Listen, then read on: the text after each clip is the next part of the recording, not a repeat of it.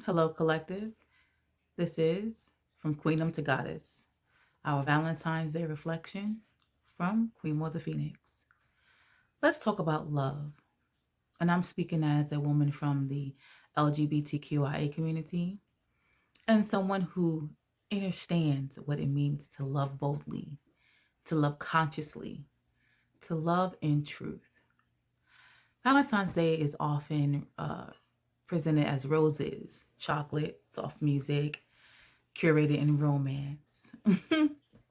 But love is not always a bed of roses. Love in the beginning, in the beginning stages, love is chemistry.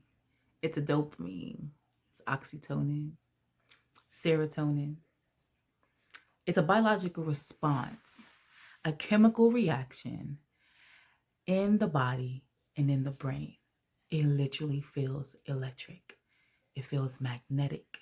It feels familiar. And as spiritual beings, as energetic beings, we may even say, we've known each other before. We speak of past lives. We speak of soul ties or karmic connections. And maybe we have known each other in past lives. Maybe our spirits met before. But here is the truth. When the chemical endorphins wear off, when the excitement stabilizes, when the illusion softens and reality sets in, partnership becomes a choice, not a feeling, a choice. Choosing to stay, choosing to honor the commitment, choosing to build, choosing to work through differences. That's love. That's love. As long as that commitment is not harmful to you, as long as it supports your happiness and your partner's happiness, it's not harmful to your partner or anyone in the connection, as long as it aligns with your truth. Again, you must take full responsibility for your life. So it has to align in your truth. Because if you are not aligned with your purpose, you will never be in alignment with another person. Alignment is the foundation, not attraction. Now let's speak gently about something else. Women, people, but women too. We have really deep emotional bonds. And sometimes our friendships are powerful, sacred even. We have an intimate energy. They are intimate in energy. And sometimes strong friendships can mimic romantic love. Sometimes they evolve into love. And sometimes they remain a sacred sisterhood. There is nothing wrong with loving someone where they are. And just because you are not in alignment right now does not mean you won't be in alignment in another time, another space, another evolution of self. But the work must be done individually, of course, because you cannot bypass self work. You cannot. You cannot bypass self work and expect a divine partnership. Doesn't happen.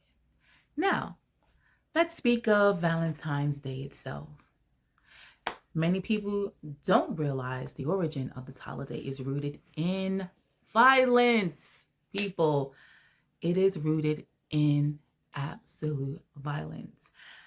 A lot of people don't realize that the name Valentine actually traces back to an early Christian martyrs.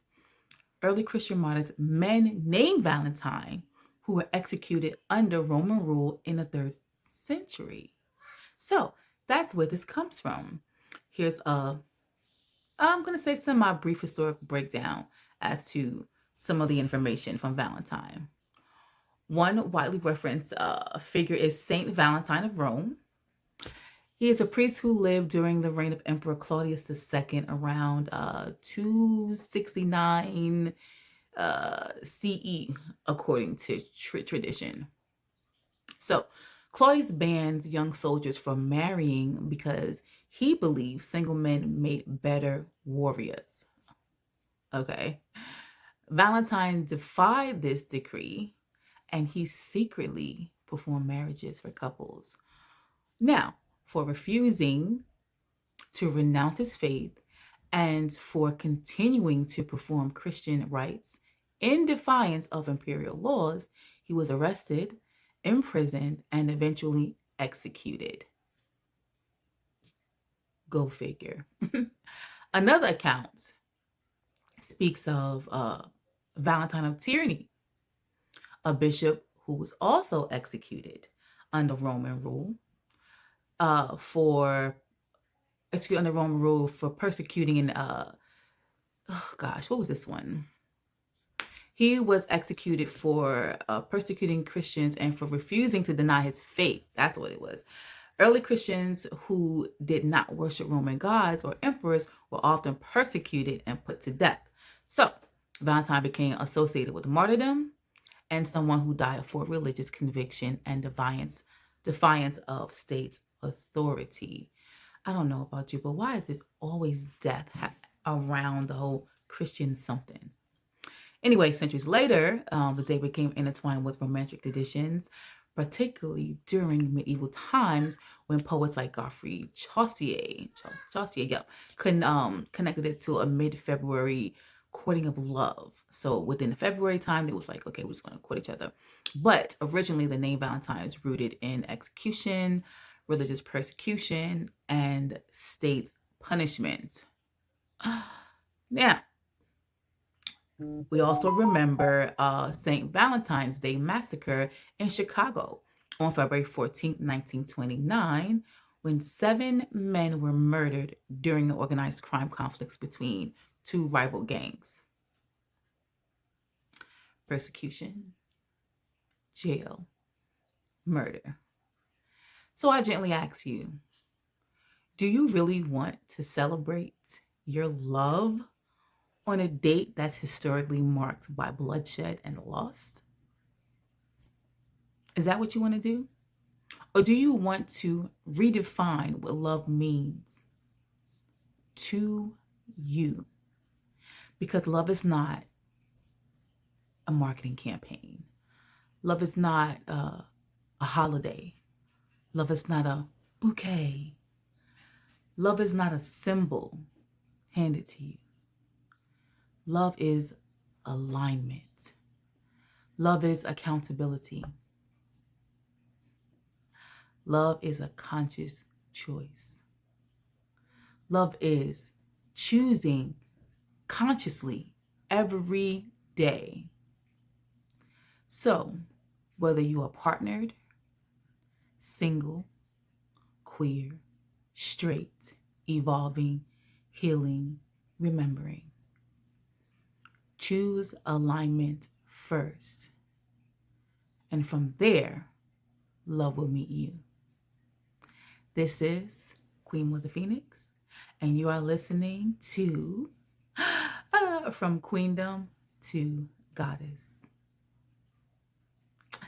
My flame is intact, my heart is exact, and alignment over attachment.